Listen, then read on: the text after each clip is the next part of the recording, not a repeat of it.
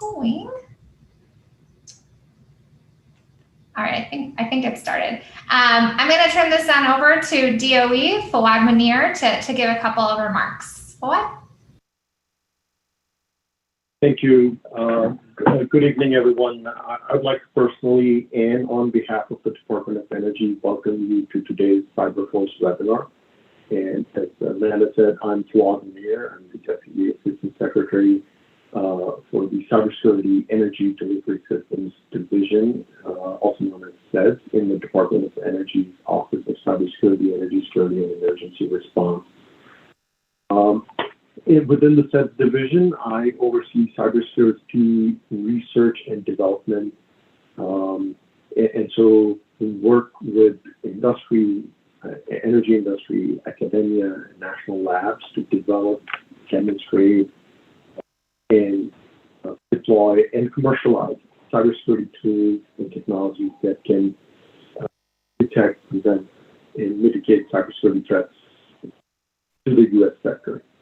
Now, CSER, the overall office, CSER is focused on all hazards to the energy sector. And cybersecurity, we all know, is one of the major hazards that we focus on. Now,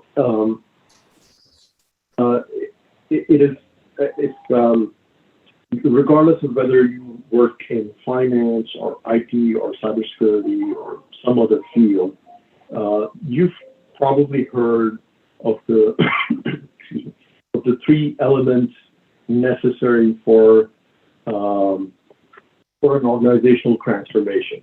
So, people, process, technology. Those are the three elements that an organization has to work towards. Now, within CSER, there's a variety of cybersecurity work. We work on cybersecurity preparedness activities, cybersecurity incident response activities, operational activities, cybersecurity policy work. There's international cybersecurity work. There's research and development that's done in the CEDS division. And there's cybersecurity workforce development activities like this program, CyberForce Program, which brings me to the main point here.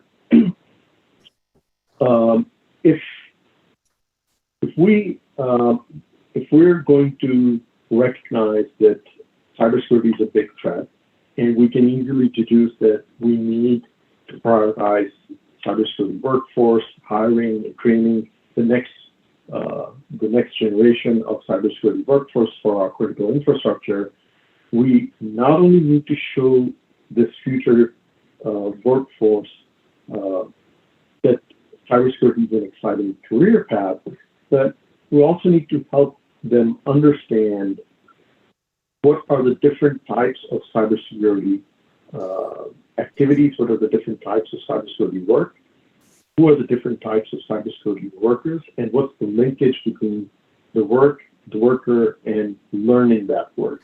And that's what the NICE cybersecurity framework is, which is today's subject. And I'm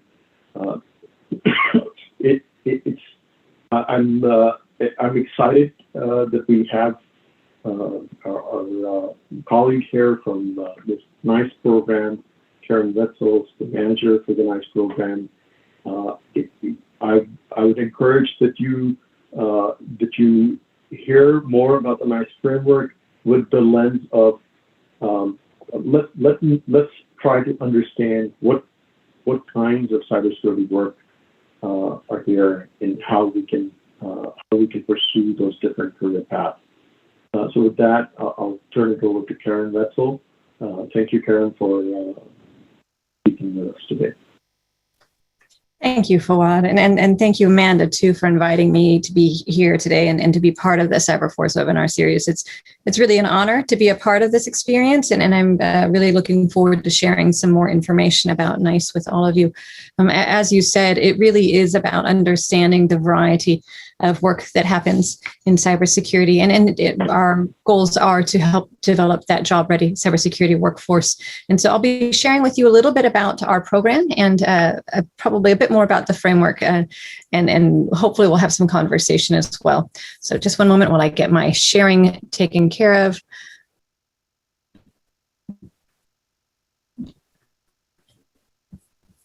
And I'm trying to find it. I'm so sorry. I'm looking for where my...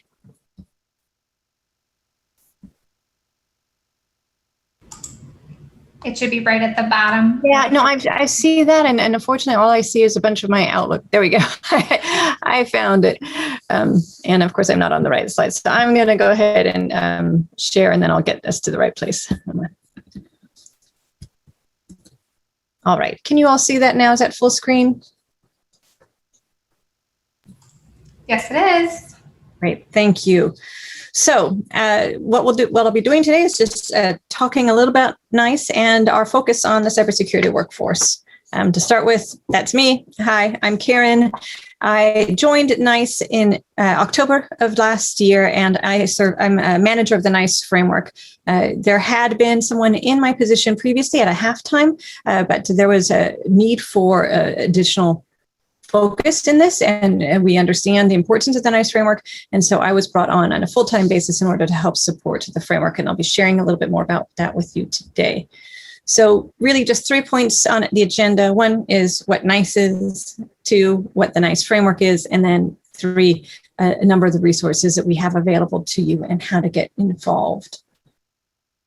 So really quickly, just to start off, what is NICE? We are the National Initiative for Cybersecurity Education. We are part of the National Institute for Standards and Technology, or NIST, at the U.S. Department of Commerce. And importantly, we're a partnership, though, between government, academia, and the private sector.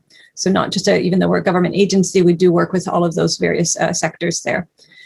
Our mission is to energize and promote a robust network and an ecosystem of cybersecurity education, training, and workforce development. So that's the foundation for everything that we do. Although we were formed with the Cybersecurity Enhancement Act in 2014, our roots go back farther to 1998, when the Comprehensive National Cybersecurity Initiative, or CNCI, was created. Initiative 8 of that CNCI was about aiming at preparing the federal cybersecurity workforce. And then about 10 years later, in 2009, that scope was expanded to also include the private sector. And so that's our roots, is where we've come from. But when it comes to what we do now, we really do a large variety of things. Importantly, that includes our leadership and our coordination in this space. You know, we convene a number of people and bring together stakeholders in this space. And we do that through our Community Coordinating Council, our Interagency Coordinating Council, and through groups like the CAE community, which are the Centers for Academic Excellence for Cybersecurity, through groups like NICS, which is the National Initiative for Cybersecurity Careers and Studies with the Department of Homeland Security. It's a focus on cybersecurity training, and through our international engagement. But we also have community engagement through our communities of interest and working groups, among other things. So we very much are connected to and are informed by and aim to inform and promote awareness of cybersecurity work with the communities. Right there in the center is the NICE framework. Essentially, it establishes a common language to describe cybersecurity work, and it's composed of both the framework itself, which describes the structure of it and how it can be used, and then the real meat of things, which is the TKS statements. Those are task, knowledge, and skill statements. Those are the building blocks of the framework. I'll be talking a little bit more about those, as well as work roles and competencies as we move forward. Importantly, we also develop a lot of resources. One of our main goals is around awareness and disseminating standards and best practices in the space. And so we do create a lot of content for people to use. And that's through things like our quarterly newsletter, one-pagers in different focus areas. We have a series called Framework and Focus, which are interviews with practitioners in the field and understanding how the career paths that they took. Looking at success stories, which highlights an organization's use of the framework. And then, of course, we have things like our online NICE Framework Resource Center. We also then, just like with CyberForce, we work with a number of different challenges. And so there's also the NICE challenges, and we have a partnership with CyberSeek, and I'll share a little bit about that later as well. And as I mentioned, community is very important to us. And so another way that we engage with community is through our events. And we hold monthly webinars on various topics of interest. We have our annual conference and K-12 Cybersecurity Education Conference. We participate and help lead in the Cybersecurity Career Awareness Week, and then some work with the Federal Cybersecurity Workforce and FACEA forums. We also hold workshops on various areas of interest in that are particular to this year NICE framework, but we have in the past spoken more broadly about those, and I'll talk a little bit about the workshops we've had this year as we move forward. To give you, though, a better sense of how does that translate to what actually are we working on, I am going to take a moment to share about our strategic plan. We are required to have a new strategic plan every 5 years. So this is the second one since we started, and that came out in October of last year. And there are 5 main goals to the strategic plan. And those are in career discovery, learning process, talent management, around the framework, and in research.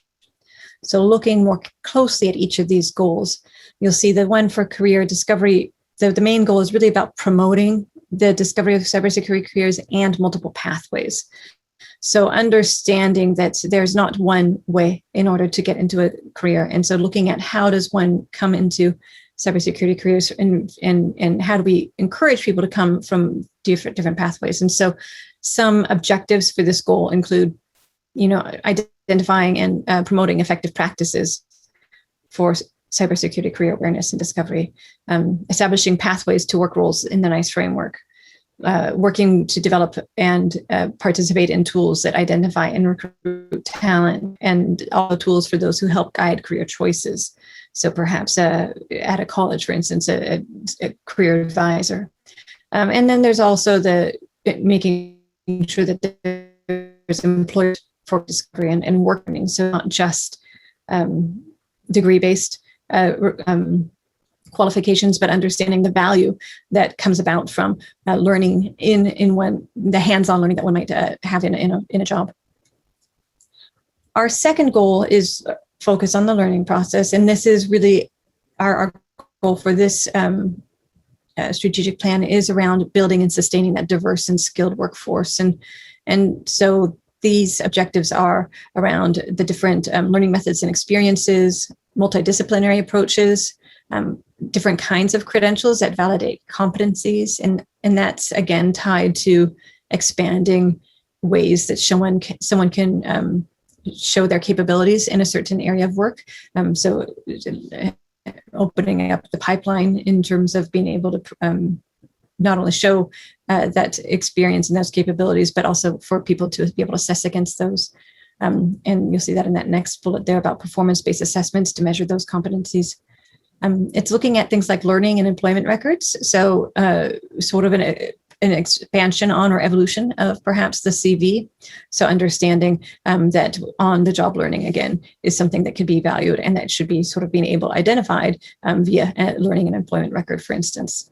And importantly, helping with the development and recognition of teachers, faculty, and instructors, because without having those people also aware of cybersecurity needs and knowledge and skills, obviously that can't be relayed down. So that focusing on them and bringing them into this goal as well. The third thing that we are focusing on at NICE at this point is modernizing talent management process. And we're doing that in order to help address the cybersecurity skills gap and the overall gap that Fawad had mentioned in his introduction today. But looking at things like automated approaches to connecting employers with learners. And we use the term learners broadly here at NICE, where they include not only students, but also people who are job seekers and also employees. We are looking at capability indicators and how those tie to the tasks in the NICE framework, expanding entry-level opportunities for growth and advancement, as well as focusing on that ongoing development and training of employees and reskilling for cybersecurity careers. So how to bring someone who might already be in an organization, but not in cybersecurity, how do we help with reskilling in order to shift them over into cybersecurity? And then the goal that I'm most closely aligned to is to expand so the NICE framework. The NICE framework, as I mentioned before, is really what we're most known for here at NICE. It's what most people use and what we share a lot of information about. It's a very robust tool that I'll be describing more about. But we wanted to be able to expand the framework. And ways we're doing that is by also aligning with related publications. And this is in cybersecurity, privacy, but also risk management, looking at how it ties to other kinds of things, either around workforce frameworks or other kinds of initiatives. And that includes things like the CAE knowledge units, if you're familiar with those. We're establishing a process for more regular reviews and updates. Our last version of the framework was produced in 2017. We came out with a revision in November of last year. But we want to be able to have, instead of it just being every few years an update, to be able to have that regular process for incorporating updates to make sure that it's as on target and timely as it can be. So we're working on that. We want to make sure that there are tools that can help increase the access and interoperability of the framework, as well as looking at automation opportunities for tasks in the framework, understanding that automation will be happening in certain areas and what kind of impact that might have and how can we anticipate that. And then we are also looking at international outreach and adoption. So for instance, the framework is now being made available in different languages, and we are having conversations with people around the globe who are interested in looking at how to adopt this locally. And then, of course, our final goal is focused on research. And basically research used for effective practices in development. So looking at the factors that influence the impact of cybersecurity education and training and workforce development, being able to develop advice based on data-driven evidence, and same things for effective and proven practices and for blending these different learning practices and using those results from research to inform programs and initiatives. So really having research be part of the driving of how do we help to improve or advance cybersecurity workforce development. That's it right now for the NICE program. So if there are any questions, I'd be happy to talk about the program, but I was going to go ahead and shift a little bit to the framework, where this is my bread and butter, where I spend most of my day, and I'll get into this pretty detailed. But if there are any questions, and I can't see the chat now, so there is not any questions. Look if there's anything. Great. Well, then let's just go ahead and dive forward. So I've talked about this a lot, and I'm going to talk about it a lot more. But essentially, we have the workforce framework for cybersecurity. As I mentioned, this was first published in NIST in 2017, although iterations of it were around much earlier than that. But then we revised it in November of last year. Part of that revision was an adjustment to the title. It had previously been the framework for the cybersecurity workforce, and we intentionally shifted it to this title because we are really looking at a broad definition of cybersecurity workforce here. So where it's not just those whose primary job is in cybersecurity, but understanding that across the organization, no matter which area of the organization you're in, there will be some need for cybersecurity knowledge or skills at times. And so wanting to make sure that this framework can be used not only for those in cybersecurity directly, but those who might have need of that cybersecurity knowledge and skills in order to complete tasks in their other domain areas. So I think I shared before that the NICE program, we work with private industry, we work with government, we work with academia. So that's the NICE program that's reflected as well with the framework. Our main audiences for the framework include employers, and that's both public and private sectors, and oftentimes it will be those people in human resources or hiring managers. We also are working directly with the learners. And as I mentioned before, we really think we use that as a broad phrase to catch students, job seekers, and employees understanding the continuous learning cycle that happens in that space. And then, of course, we work with education, training, and credential providers. And that's around things like learning pathways and developing those credentials. Normally, I couldn't decide whether or not to keep this slide in, to be honest. I kept going back and forth, but I did want to highlight that the NICE framework is it's not mandatory for use, except there is required adoption in the federal workforce. And I think that just goes to show the importance of cybersecurity work, the importance that we understand of securing our critical infrastructure, as was mentioned earlier, of securing our organizations and really making sure that we are mitigating risk. And so in order to help us understand, at least on the federal level, what that looks like, the 2015 Federal Cybersecurity Workforce Assessment Act requires agencies to identify and code positions annually using the NICE framework, and report on, and using that information, be able to identify and report on cybersecurity work roles of critical need. So those areas where there's the most need for a workforce, and that's included up through 2022. And that was expanded with an executive order on America's cybersecurity workforce in May of 2019, and expanding that to federal contractors. So that's incorporating the NICE framework into knowledge and skill requirements in contracts, as well as in evaluating personnel on their capabilities when it comes to completing tasks as defined in the framework. And then it's also looking at incorporating the framework into existing education, training, and workforce development efforts.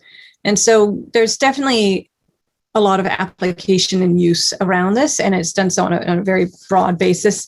And it's just, I think, an example of how it can be used broadly in order to understand workforce needs and assess an existing workforce. And I think with our 2017 annual report, there was about 130,000 cybersecurity workforce staff were identified as that annual collection year.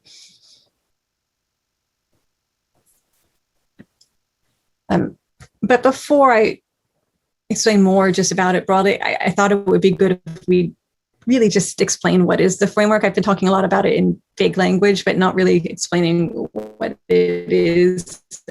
It essentially is, as I said, the document that describes what it is and how it can be used. But really, the meat of it is these building blocks, the NICE framework building blocks. And this is what we call the TKS statements. So task statements, so statements that identify work that is to be done. And then the knowledge statements, which describe what someone needs to know in order to complete that work.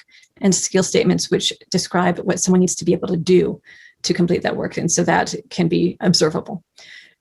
So those are the main components of the framework. We then describe how they can be primarily through three different ways. One is teams. They can be defined either by competencies or work roles. Typically, if it's by work role, it means that you sort of know what work needs to be done. And so you look and see, okay, I know this work needs to be done. Who has those tasks? And as part of their responsibility, I'll bring them onto the team. With competencies, it's maybe a looser approach where you're not entirely sure what kind of work needs to be done, but you know what kinds of knowledge or skills you need on that team. And so you could sort of work at it from that perspective.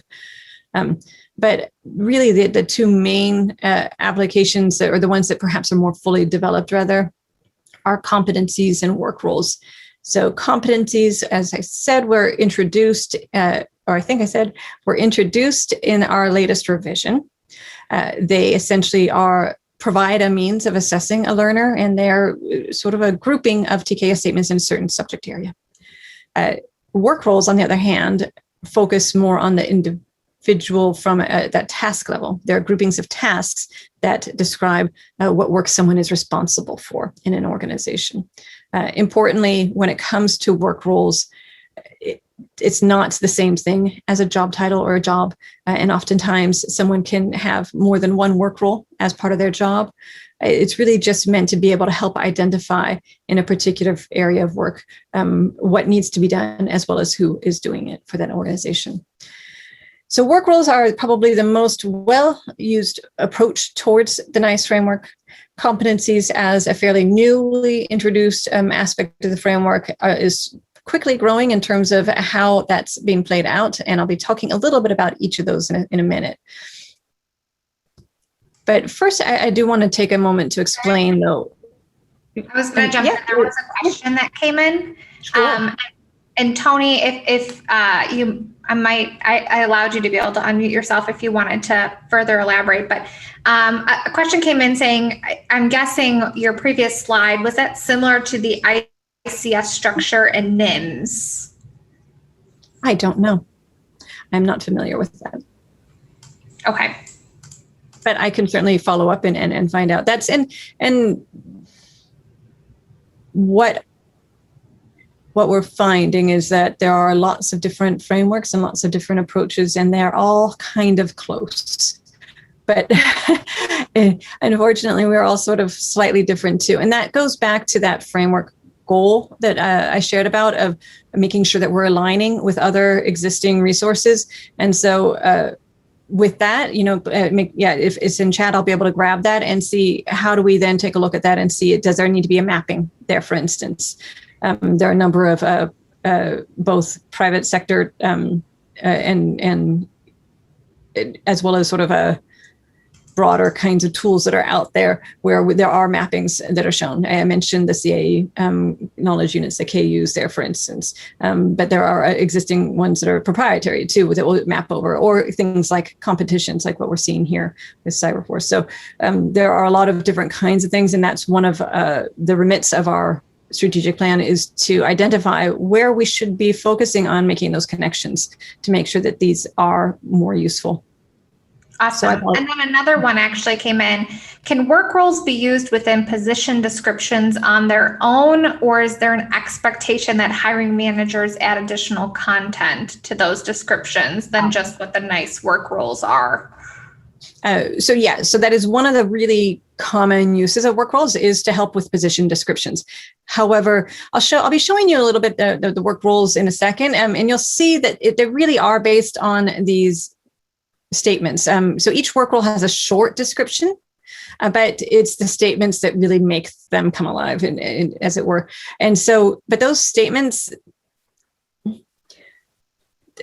I think they work great in the context, but I think that for a job description, I think you would need to have a little bit more. They really serve as a backing, and I think importantly, and as I'm going to jump to the next slide. If you look at flexibility there, one of the things that we recognize is that there are common challenges out there, but typically there's not a one-size-fits-all solution. That individual organizational contexts oftentimes will say, look, I need this work role, but this portion of it's not quite right, or I need more detail here. And so there's some flexibility where at that job description level where you might need to say, but this isn't quite right, or this isn't detailed enough. I need someone to have this skill level, but I need it on this specific platform, not that one. And so there's going to be some adjustment that might need to happen. And that typically, I think, will happen both at the job description level, both when it's first being written, but also hopefully as one's own position adjusts over the years and matures as well. There is a tool, and I mentioned that there are a number of tools that are out there that use the NICE framework, and one of them is a federal workforce tool that allows someone to basically put in requirements, and it sort of spits out a job description to work from. It's meant for, it's actually being updated, and so I understand. I have not used it recently, but there are things like that, and we're looking at one of the things that I'm looking at right now is tool development, and what would people most like to see in a tool. And when it comes to job descriptions, that's oftentimes something that people are looking for, something that lets you be able to take what you want from the workforce, take which work roles, maybe say, yes, this work role, but not this statement, and maybe add your own, and then sort of spit something out. And so we're looking or exploring that as a concept for additional tool development too.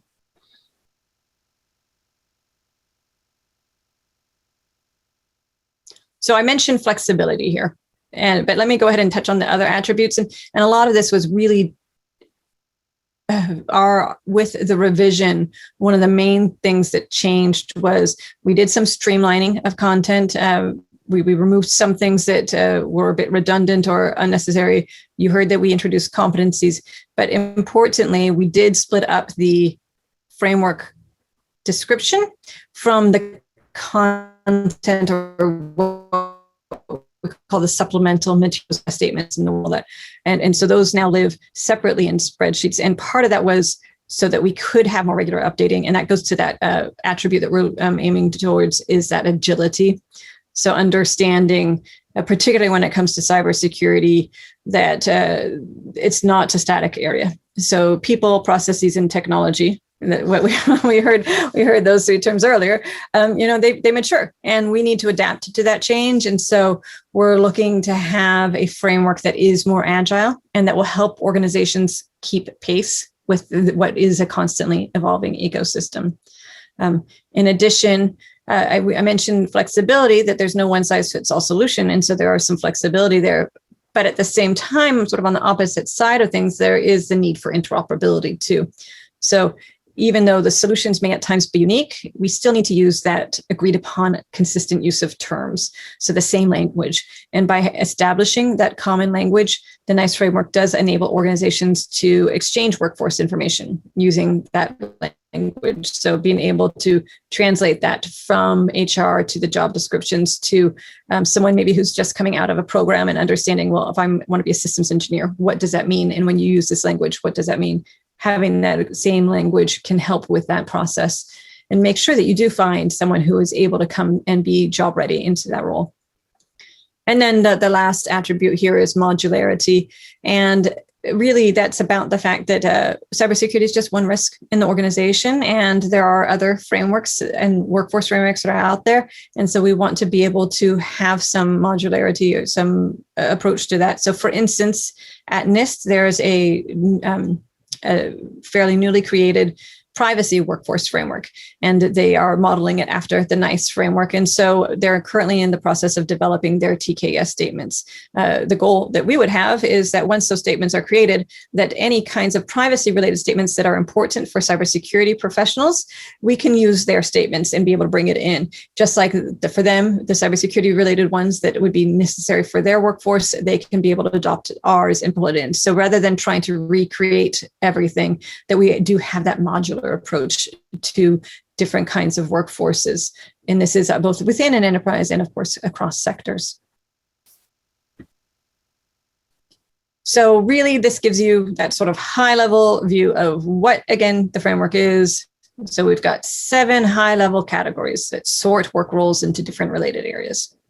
We have 52 work roles. Those are groupings of tasks, what someone's responsible for. There are 55 competencies.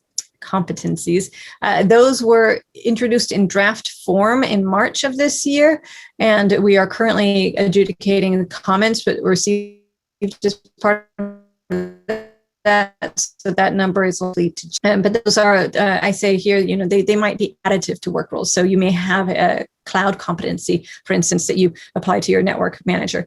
So it's sort of how do you build your own expertise in a certain area.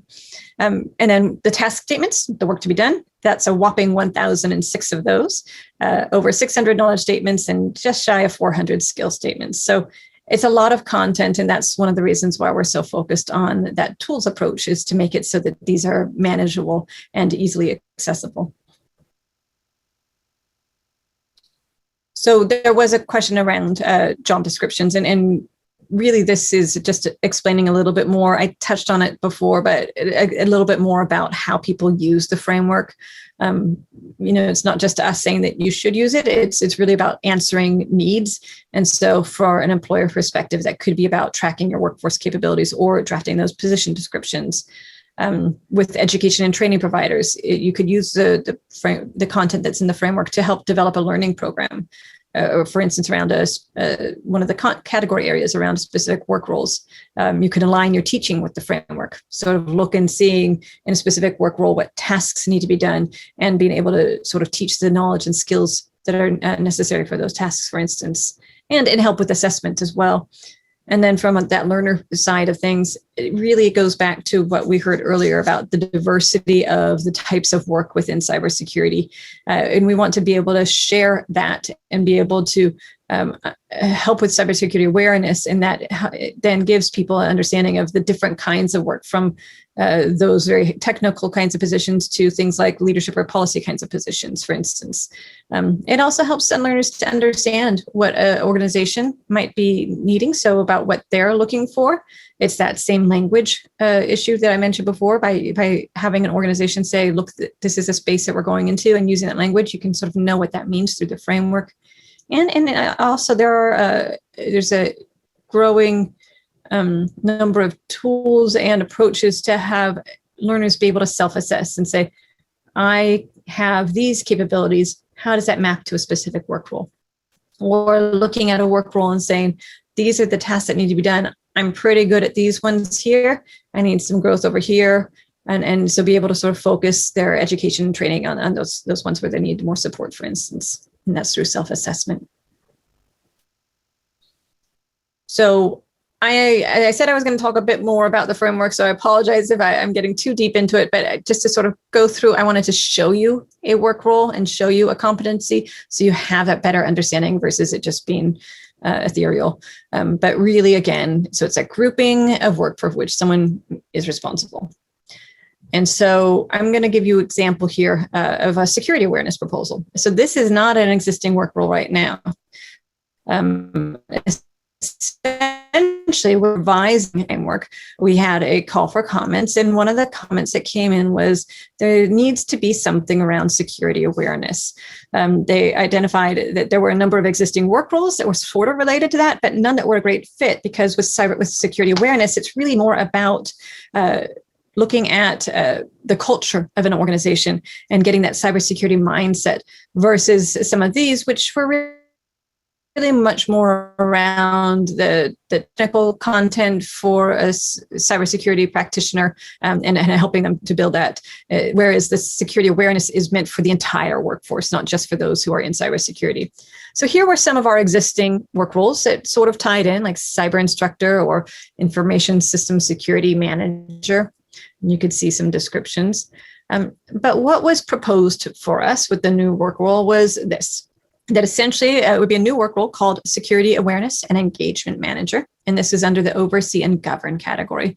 And the description is someone who builds, maintains, and measures the organization's security awareness and communications program with the goal of securing the workforce's behaviors and ultimately creating a secure culture.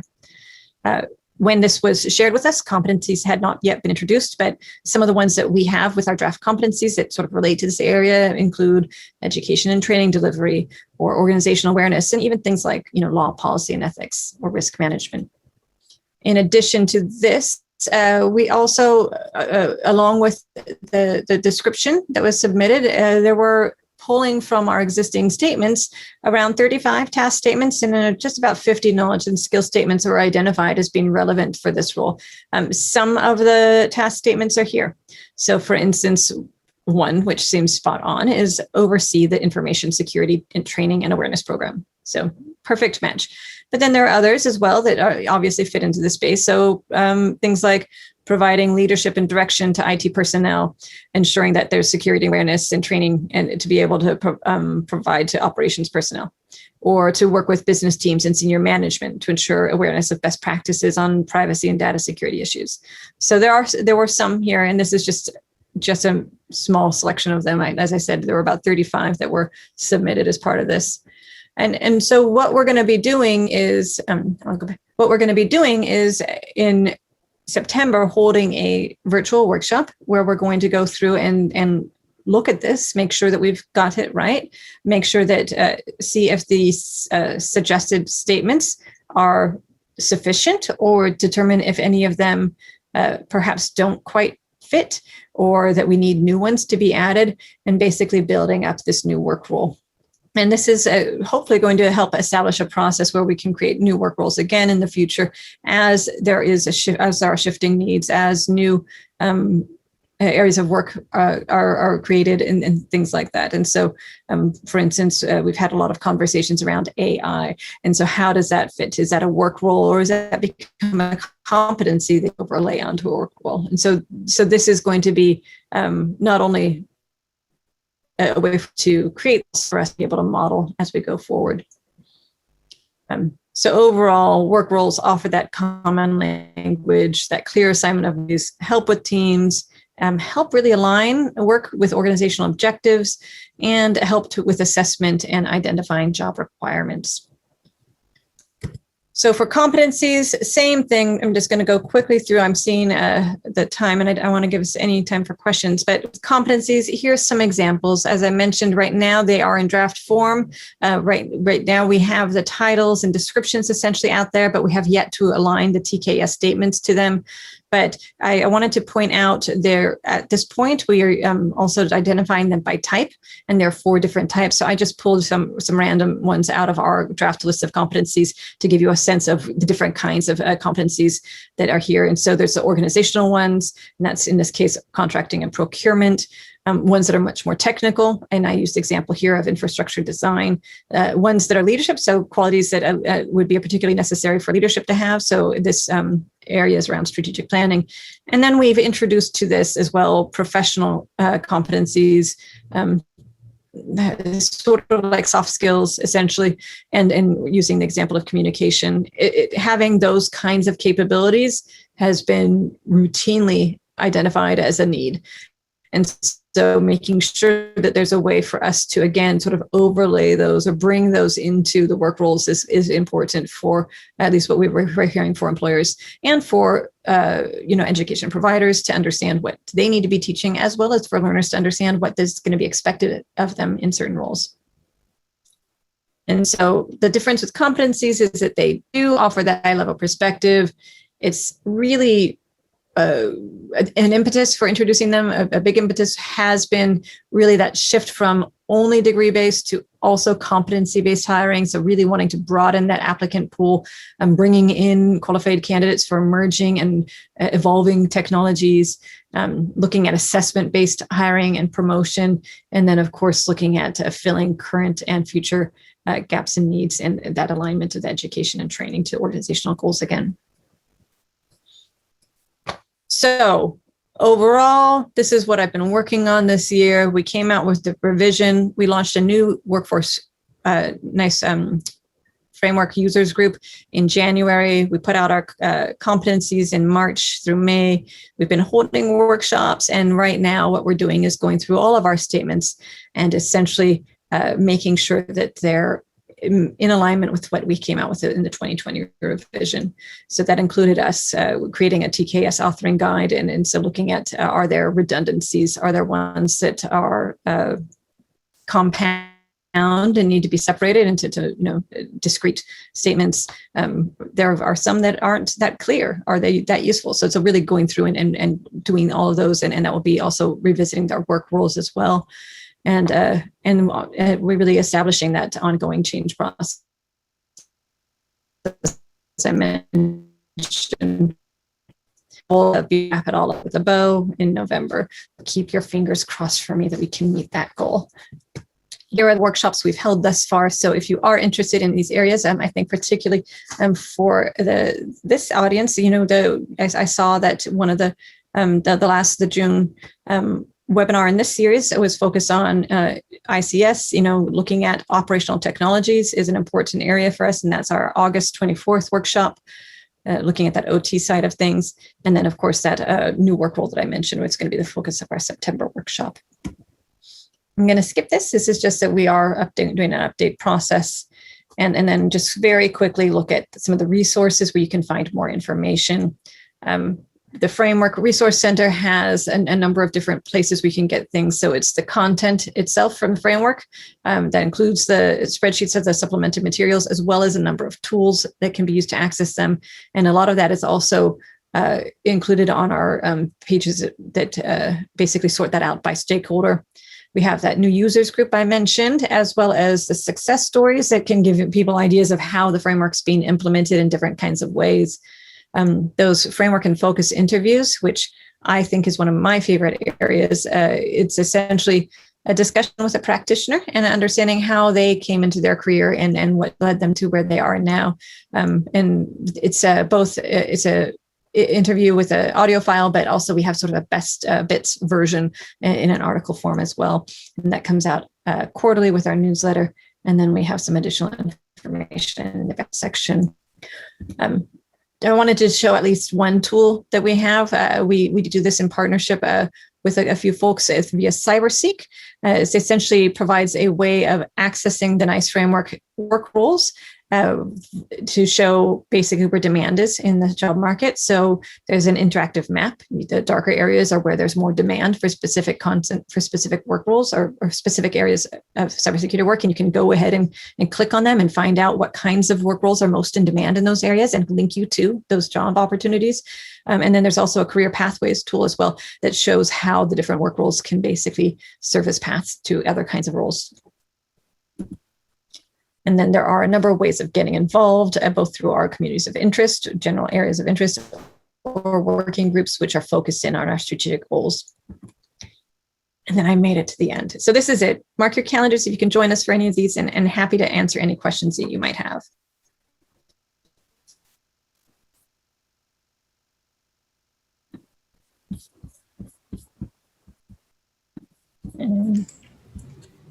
I'm not currently. Will the video be available? Yes, it will be after we go through and put it up on our website. It will be available, and we'll send out an email to everyone letting people know that. Someone asked if your slide deck would be available, and I did let them know that yes, it would also be available once we get the webinar completely done here. For those of you that are still on, I've given you the opportunity to unmute if you have any questions. You can take yourself off mute here and ask. And my email is there too. So I know this was a long minutes to many of you. So happy to end, just chatting and happy to have that conversation with you. And I see that Mark, you mentioned the DHS push button. You wrote bottom, and that's what I said. A position description tool, and that's exactly what I was talking about. That's the one where you sort of can put in what you're looking for, and it sort of spits out a job description of sorts. And it's meant for the federal workplace, so it may not be so useful sometimes for the private sector, but it's a start.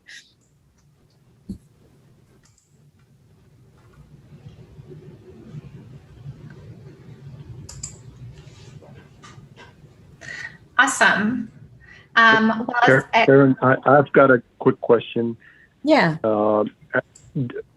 What kind of differences do you see across different sectors as you guys are building the different components of the framework, the knowledge, the skills? Are there differences across different sectors? One thing I should have noted is that what we do see most often and what we try to be able to work with is more of a difference actually from size of organization. So very large organizations are going to approach cybersecurity very differently than a smaller organization will. And so that it seems to be a bigger difference than sectors. I think that as I've worked with different sectors, there's always the expectation of very different needs, but when it comes down to it, the way the statements are written and the needs, it turns out that that's not as distinct as one might think. It's really oftentimes more of, I think what I've identified as a need is to develop more resources that basically hold hands to help serve as a guide of how would that translate into your specific work roles or your specific jobs. So, what does that mean in your specific context? Because the way that these statements and these roles are written is broad enough where it is across sector. So for instance, I've been working with the water sector, and we're working with one group, and there was a list of identified top cybersecurity needs. And I was able to sort of go through and say, and this one relates to this, and this goes to that. It was really a much closer tie than any of us had expected. That said, though, I'm also working with a group on maritime TKS sort of statements. So both that includes like Coast Guard, Navy, but also ports and things like that. And there we are seeing a little bit of a difference, and that's more because of the situational needs. So for instance, an example that came up there was someone on a ship may need to climb a ladder in order to address the cybersecurity issues up in a certain tower. And so so they want to put that in as a requirement, that's a necessary part, is be able to climb that ladder. And that's obviously not something that we have in the framework. So there are going to be, and as I mentioned too, we're working on operational technologies. We understand that there are some gaps in what we have, and so we're working to address that at this point. And that's part of what we're looking for with that regular updating process, is to identify where are there other gaps, and do there need to be any specific sort of profiles of the framework for different sectors. I do have staff who work very closely with industry. We have Marian Merritt, who's our deputy director. She is also our lead for industry engagement. And so she has really close ties with various sectors. So for instance, with the healthcare industry and understanding their needs. But I think a lot of times really it's the level setting too, and that foundational aspect that a lot of organizations are still struggling with. And so that's sort of where we're focusing first, versus trying to be so narrow that it becomes an issue. We want to make sure that that common language is maintained. Thank you. Mm-hmm. So as you all, if you do go through this and if you have any questions or any suggestions for changes, or if you have a great idea for a new tool, that's what we'd love to hear. Is what we're working on now. And really we are hopeful for as much community engagement as possible with to make this as useful as possible for all of you. So like I said, feel free to reach out and hope to stay in touch.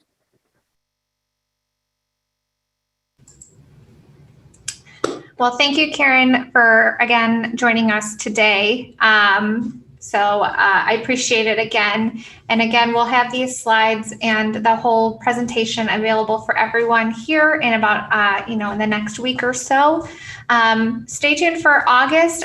We're going to be going over one of our new competitions for Conquer the Hill Rain edition. And then we'll also be going over the 2021 CyberForce competition changes and what's to be expected for this year for that, our main event. So if you're interested, please feel free to go to the cyberforcecompetition.com website and register for our August webinar. But otherwise, I hope you all have a great night, and thanks again for joining.